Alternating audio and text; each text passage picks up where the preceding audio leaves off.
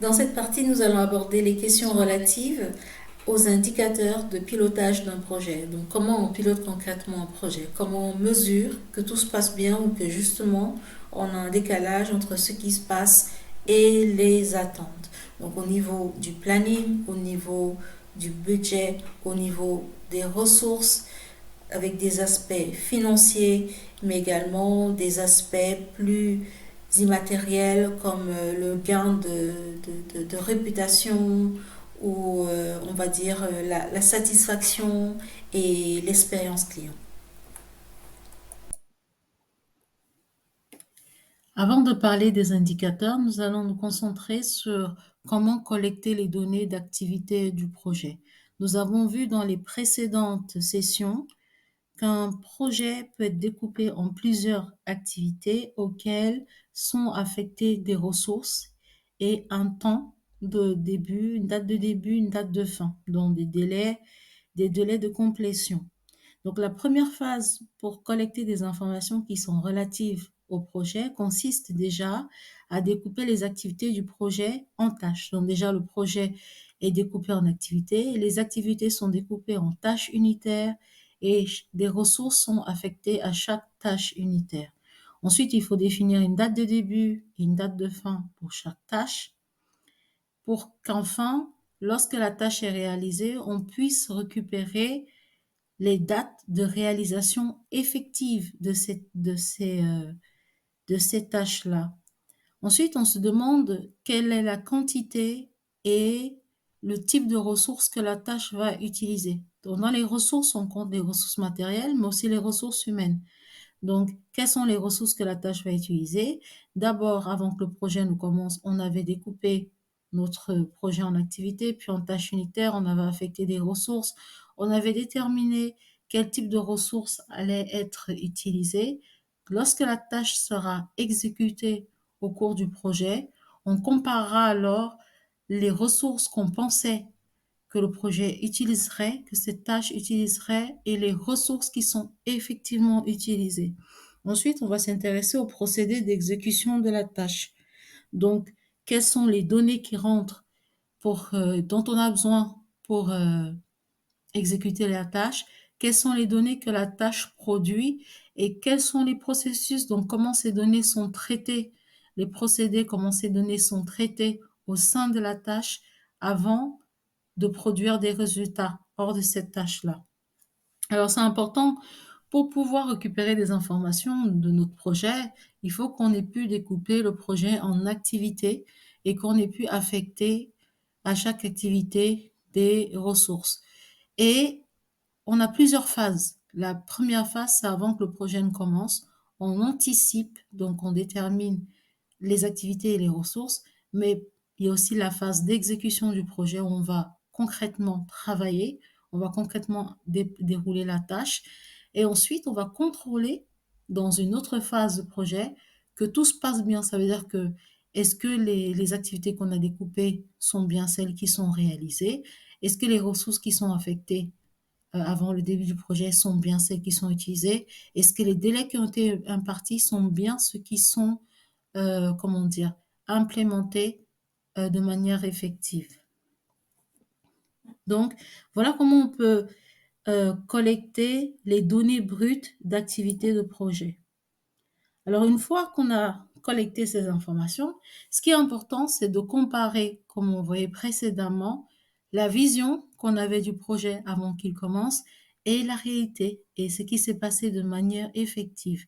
Et cela dans tous nos paramètres projet. On a vu dans une précédente présentation qu'on avait plusieurs paramètres dans un projet, par exemple les délais, les coûts, la qualité, le périmètre. Donc l'idée, c'est que pour chacun de ces paramètres projet, on doit savoir ce qu'on avait défini avant que le projet ne commence et ce qu'on constate dans la réalité. Donc, on va comparer, par exemple, pour les délais, on va comparer les délais impartis à la tâche et les délais effectifs de la tâche. Et donc, ça va nous permettre d'estimer le retard ou l'avance sur, par rapport à une activité. Pour les coûts, on va pouvoir mesurer la surconsommation. Ça veut dire que si on est dans un cas de surconsommation, ça veut dire que la tâche consomme plus de ressources que celle qu'on avait affectées en quantité ou en sous-consommation, ça veut dire que la tâche consomme moins de ressources. On va pouvoir mesurer la qualité effective. Si on avait par exemple déterminé que la qualité attendue, c'était 99% de fonctionnement, ça veut dire 1% de défaut, et qu'on se retrouve à une qualité moindre, on va pouvoir comparer donc la qualité prévue et la qualité réelle. De même, on va pouvoir comparer le scope en termes d'activités. On avait prévu un certain nombre d'activités, par exemple 100 activités, 1000 tâches unitaires. On se retrouve à en faire, je ne sais pas, 150 activités, 2000 tâches unitaires. Donc, on va pouvoir savoir si on a étendu le scope, donc il est plus important que celui qu'on avait défini au départ, ou si au contraire, on a moins de scope que celui qu'on avait défini au départ. Et si on est en train de glisser, ça veut dire que il y a une dérive, on fait des choses qu'on n'avait pas prévues et qu'on ne contrôle pas. Ou si au contraire, on a un scope tout maîtrisé, ça veut dire qu'on fait exactement ce qu'on avait prévu. Alors, pour pouvoir produire l'information, on a un certain nombre de données. On sait ce que la tâche consomme, on sait quels sont les délais qui ont été implémentés et les délais effectifs de la tâche. On connaît les ressources qui ont été affectées à cette tâche-là. On sait si cette tâche était prévue ou pas. Si cette tâche est l'occasion de générer un risque ou pas. Il y a d'autres données comme ça. Donc, on a des données, on les mesure, on a des métriques. Comment en faire une information intelligible? Une fois qu'on a des données, le premier réflexe, c'est de comparer ces données-là effectives aux données prévues. C'est ce qu'on a vu précédemment, donc la vision versus la réalité. Donc en faisant une comparaison entre les deux, on rend les données intelligibles. On arrive à avoir une information qui est claire. Et l'autre façon de rendre ces données intelligibles, ça veut dire d'en tirer des informations, c'est de les comparer à un projet similaire.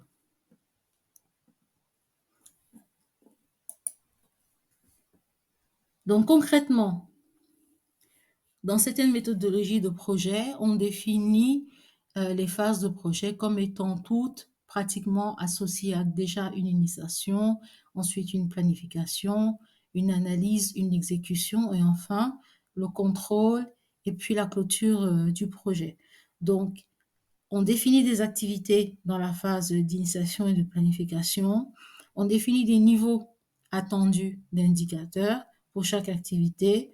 On collecte les données lors de l'exécution et du contrôle et on remonte les informations concernant les délais, les coûts, le périmètre, la qualité, le risque et d'autres paramètres du projet.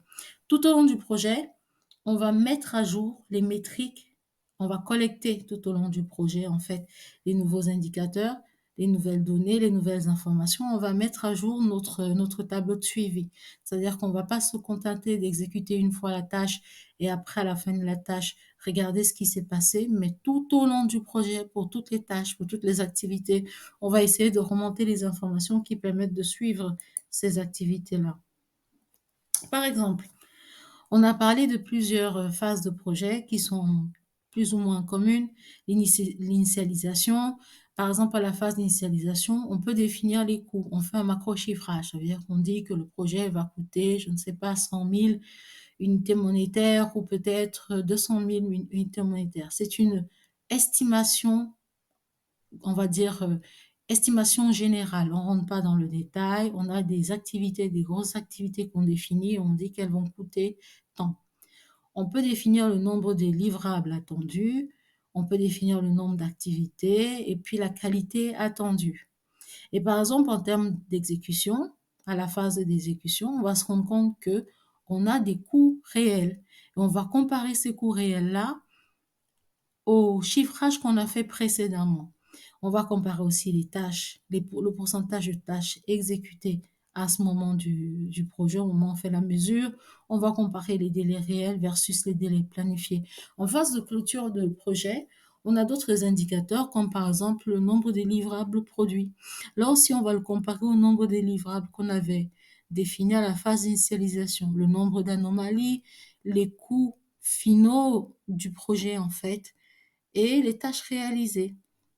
Alors, ce qui est important comme on voyait tout à l'heure, c'est de savoir interpréter les valeurs qu'on collecte, les données qu'on collecte, les indicateurs, de les interpréter de manière globale, ça veut dire les uns par rapport aux autres. On peut être en sous-consommation au niveau d'un projet, mais avoir une qualité attendue, une qualité effective moindre que la qualité attendue. On peut être en surconsommation d'un projet, mais être en avance, ce qui est une bonne chose, et avoir, par exemple, une qualité très, très faible par rapport à celle qu'attendue. Donc, l'idée, c'est pas de prendre les indicateurs de manière séparée, mais c'est de les interpréter les uns par rapport aux autres pour avoir une situation précise de ce qui se passe exactement sur le projet.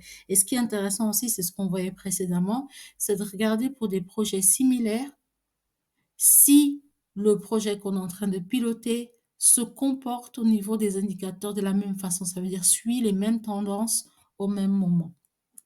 Voilà, c'est tout pour cette présentation. N'hésitez pas à me contacter pour poser vos questions. À très bientôt.